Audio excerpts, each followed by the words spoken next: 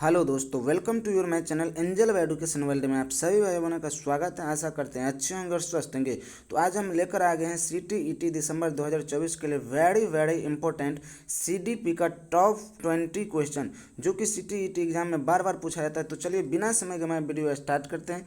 Video start करने से पहले आप सभी भाई बहनों चैनल को सब्सक्राइब कर लें एंड बेल आइकन को दबाना ना भूलें, ताकि सभी वीडियो का नोटिफिकेशन मिलता रहे और वीडियो को लास्ट तक जरूर देखें।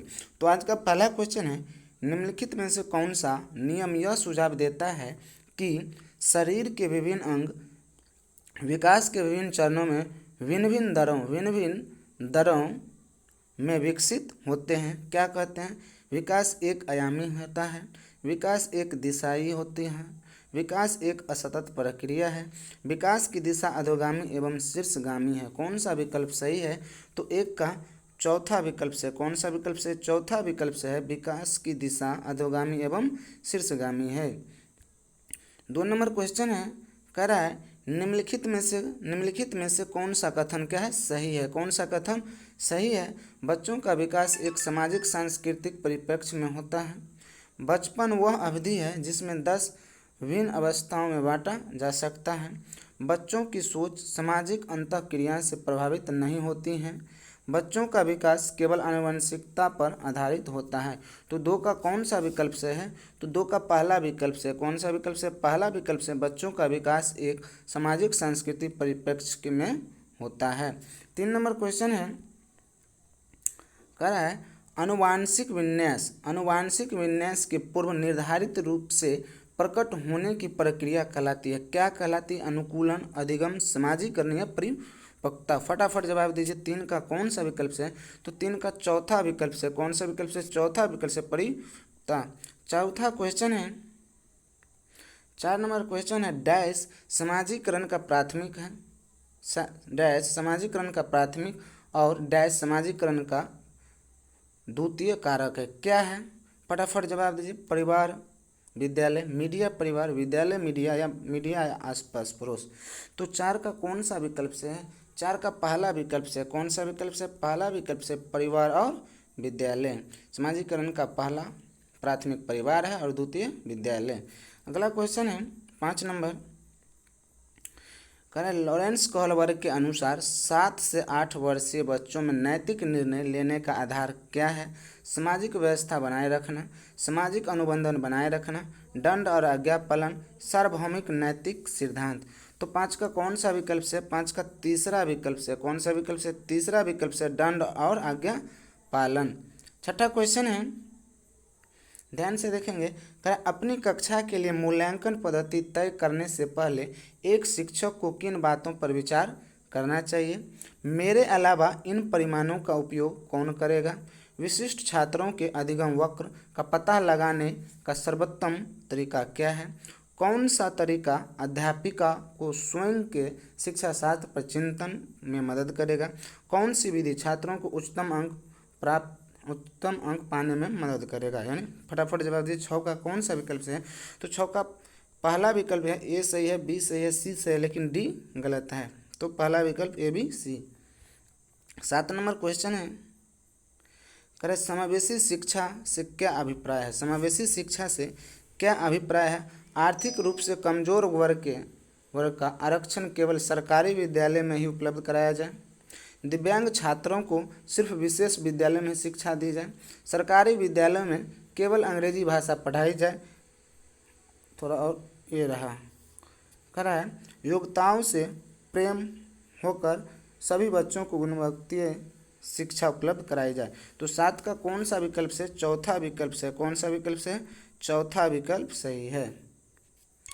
8 नंबर क्वेश्चन है, ध्यान से देखेंगे, करे कथन ये है, करे पढ़ाते समय एक शिक्षिका को पाठ्य सामग्री को दर्शाने के विभिन्न तरीके को अपनाना चाहिए। चलिए, कथन 2 है, शिक्षक को अधिगमकर्ताओं की विविध आवश्यकताओं हेतु अपने शिक्षा शास्त्र को अनेक अनुकूलन बनाए रखना चाहिए। फटाफट जवाब दीजिए। ए में है 1 और 2 दोनों सही है और 2 सही का व्याख्या करता है कौन? 1 करता है। बी में है 1 और 2 दोनों सही है, 2 सही व्याख्या नहीं है 1 की। सी में है एक सही है लेकिन दो गलत है। डी में है दोनों गलत है, एक और दो दोनों गलत है। तो कौन सा विकल्प 8 का सही है? तो 8 का पहला विकल्प सही है। कौन सा विकल्प सही? पहला विकल्प सही है। 9 नंबर क्वेश्चन है, करे एक बच्ची लिखाई में निरंतर कठिनाई का सामना करती है। उसे अक्षर बनाने और शब्द के बीच अंतराल करने में चुनौती महसूस होती है। यह लक्षण किस अधिगम विकार की ओर इशारा करते हैं?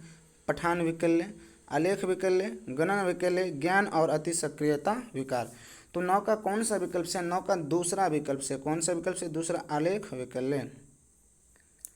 10 नंबर क्वेश्चन है, करा है विद्यार्थियों में व्यक्तिगत विभिन्नताओं को पूरा करने के लिए एक शिक्षक को क्या करना चाहिए? मानकीकृत पद्धतियों और आकलन के तरीके का उपयोग करना चाहिए। शिक्षा शास्त्रीय उपागमों और मूल्यांकन के विविध साधनों का उपयोग करना चाहिए। 10 का, तो चलिए 10 का दूसरा ही विकल्प से। कौन सा विकल्प से? दूसरा यानी बी विकल्प से, शिक्षा शास्त्रीय उपागम और मूल्यांकन के विविध साधनों क्या करना चाहिए? उपयोग करना चाहिए। 11 नंबर क्वेश्चन है, कह रहा है निम्नलिखित में से कौन सा सृजनात्मक अनिवार्य लक्षण है? कौन सा सृजनात्मक अनिवार्य लक्षण है? अपसारी चिंतन, आवेगशीलता, सच में विकेंद्रीकरण या अभिसारी चिंतन। तो 11 का कौन सा विकल्प से? 11 का पहला विकल्प से, अपसारी चिंतन। 12 नंबर क्वेश्चन है, करा है समकालीन विचारधाराओं के अनुसार बाल विकास की प्रक्रिया क्या है? सभी बच्चों के लिए एक समान है, और सभी बच्चों एक निश्चित आयु तक आते विशिष्ट निर्धारित लक्ष्य अवश्य प्राप्त कर लेते हैं। बहुआयामी है क्योंकि बच्चे विभिन्न प्रकार के संदर्भ में पलते बढ़ते हैं। सी में है का पूर्वानुमान बिल्कुल नहीं लगाया जा सकता यदि विकास सभी के लिए एक दिशात्मक होता है। डी में है सिर्फ माता पिता से प्राप्त आनुवंशिक गानों द्वारा ही निर्धारित होता है। तो 12 का कौन सा विकल्प से? 12 का दूसरा विकल्प से, बहुआयामी है क्योंकि बच्चे विभिन्न प्रकार के संदर्भ में क्या करते हैं? पलटे बढ़ते हैं। 13 नंबर क्वेश्चन है, पहले क्वेश्चन देख लेते हैं फिर विकल्प देखेंगे। रुचि को 3 पेंसिल दिखाई जाते हैं। कितने पेंसिल दिखाए जाते हैं? 3 पेंसिल दिखाई जाती है। वह देखती है कि पेंसिल ख से क्या है? बड़ी है, और पेंसिल ग से बड़ी है। अब रुचि यह निष्कर्ष निकालती है कि क ग से बड़ी है। तो जीन पियाजे के किस संज्ञानात्मक विकास में विशेषताओं को दर्शाती है? विकल्प है क्रमबद्धता, संरक्षण, सकर्मक अनुमान या परिकल्पना आधारित निगमनात्मक तर्क। तो 13 का कौन सा विकल्प से? 13 का तीसरा विकल्प से। कौन सा विकल्प से? तीसरा, सकर्मक अनुमान। 14 नंबर क्वेश्चन है, किसी प्रतिवादी कक्षा के बारे में एक अध्यापिका का यह विश्वास होना चाहिए कि कक्षा हमेशा कठोर नियंत्रण में रहे और सिर्फ अध्यापक को निर्देश देने चाहिए। अधिगम केवल कक्षा में ही होता है। कक्षा में विद्यार्थियों अपने साथ विविध प्रकार के समृद्ध अनुभव लाते हैं। विद्यार्थी केवल ड्रिल और अभ्यास के माध्यम से ही सबसे अधिक सार्थक से सीखते हैं। तो 14 का कौन सा विकल्प से? 14 का तीसरा विकल्प से। कौन सा विकल्प से? तीसरा विकल्प से, कक्षा में विद्यार्थियों अपने साथ विविध प्रकार के समृद्ध में क्या लाते हैं? अनुभव लाते हैं।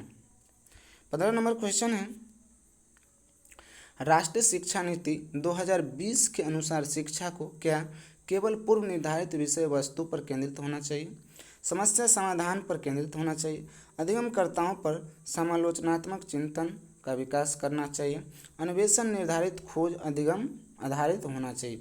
तो कौन सा विकल्प 15 का सही है? 15 का पहला विकल्प से। कौन सा विकल्प से है? पहला विकल्प सही है। ए सी और डी सही है, बाकी बी क्या है? गलत है। अगला क्वेश्चन है 16 नंबर, पहले देख लेते क्वेश्चन उसके बाद देखेंगे। एक सृजनात्मक बालक में निम्न में से कौन सी गुण मौजूद होंगे? अपसारी चिंतन, अभिसारी चिंतन, अमूर्त चिंतन का योग्यता या नवीन अमुक उत्पादन की योग्यता। तो कौन सा विकल्प 16 का सही है? तो 16 का तीसरा विकल्प से, ए सी और डी। आज का सेकेंड लास्ट क्वेश्चन है, कराए निम्नलिखित में से कौन सी तकनीक छात्रों को समस्या समाधान कौशल के विकास हेतु प्रभावशाली क्या है? नहीं है। मुद्दों पर चर्चा को सुसाध्य करना और छात्रों को चर्चा में भाग लेने के लिए प्रोत्साहित करना। समस्या को हल करने के लिए छात्रों को विचार मंथन एवं विचार उत्पन्न करने के लिए प्रोत्साहित करना। समस्या का समाधान खोजने के लिए छात्रों को विविध प्रकार के शिक्षण सामग्री प्रदान करना। हर समस्या के लिए एक ही जैसे पूर्व निर्धारित चरण दर चरण प्रक्रिया के इस्तेमाल पर बल देना। कौन सा विकल्प से, फटाफट जवाब दीजिए 17 का। तो 17 का चौथा विकल्प से। कौन सा विकल्प से? चौथा विकल्प से है। तो आज का लास्ट क्वेश्चन है, कर अधिगम अधिक सार्थक और प्रभावशाली होता है अगर वह मुख्यतः क्या हो? शिक्षक निर्देशित हो, सहपाठियों द्वारा निर्देशित हो, पाठ्य पुस्तक केंद्रित हो या स्व निर्देशित हो। तो 118 का चौथा विकल्प से। कौन सा विकल्प से? चौथा विकल्प सही है। अब आप लोग कमेंट में अवश्य कमेंट कीजिएगा 18 में से कितना सही हुआ। और वीडियो अच्छा लगा तो चैनल को सब्सक्राइब कीजिएगा एंड बेल आइकन को दबाना ना भूलिएगा ताकि सभी वीडियो का नोटिफिकेशन मिलता रहे। जय हिंद, जय भारत।